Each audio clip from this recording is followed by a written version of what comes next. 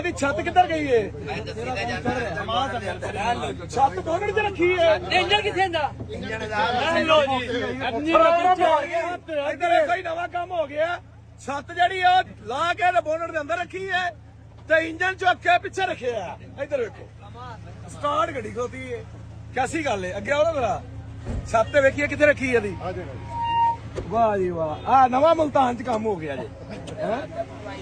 ਲੋ ਜੀ ਆ ਕੀ ਏ? ਇਹ ਛੱਤ ਹੈਗੀ। ਆ ਛੱਤ ਏ। ਛੱਤ ਹੈ ਜੀ।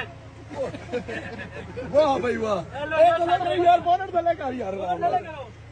ਵਾਹ ਜੀ ਵਾਹ, ਅੱਛਾ ਛੱਤ ਏ। ਇਹ ਛੱਤ ਹੈਗੀ। ਇਹਨੂੰ ਫਿੱਟ ਤੇ ਕਰਕੇ ਵਿਖਾਓ ਜਰਾ। ਫਿੱਟ ਕਰੋ ਜੀ। ਵਾਹ ਜੀ ਵਾਹ, ਆ ਤੇ ਬੜੀ ਮੌਜ ਹੈ ਯਾਰ। ਹਾਂਜੀ ਰੱਖੋ, ਖੋਲੋ, ਬੰਦ ਕਰੋ, ਜਿੱਥੇ ਦਿਲ ਕਰੇ ਉੱਥੇ ਇਹਨੂੰ ਲਾ ਕੇ ਰੱਖ ਦਿਓ। ਇਹ ਆ ਇਹਦੇ ਲਾਕ ਨੇ ਇੰਜਮੈਂਟ ਹੋ ਜਾਏਗੀ, ਲੇਕਿਨ ਨਵੀਂ ਨਹੀਂ। ਲੋ ਜੀ ਛੱਤ ਜਰਮਨ ਦੀ ਆਵਾਜ਼ ਜੇ।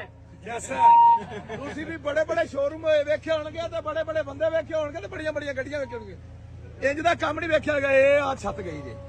ਆ ਲਓ ਜੀ, ਲਾ ਕੇ ਰੱਖੋ ਵਿੱਚ। ਚੱਲ ਬੋਨਟ ਦੇ ਇਹ ਗਈ ਬੋਨਟ ਦੇ